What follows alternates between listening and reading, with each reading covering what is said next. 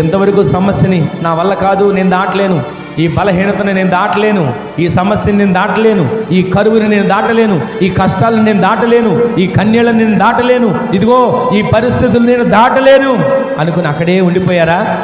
ఈ సంవత్సరం దేవుడు మాట్లాడుతున్నాడు, నీవు లేవాలి, నీవు ఈ జనులు కలిసి యోర్దానుని మీరు దాటండి, నేను మిమ్మల్ని అక్కడ అడుగు పెట్టించబోతున్నా. గట్టిగా ఆమేన్ చెప్పండి. ఇప్పుడు ఈ మాట చదువుతున్న మన జీవితంలో నా దేవుడు నా చెయ్యి పట్టుకుని సంవత్సరం నడిపించబోతున్నాడు అనే ధైర్యం కలగాలండి. ఇంతవరకు మనం సమస్యలు చూసి అక్కడ ఆగిపోయాం, ఇక ఆగే పని లేదు. సాగేవానిగా మార్చబడుదుముగాక, సాగేవానిగా దేవుడు మనం నిలబెట్టునుగాక.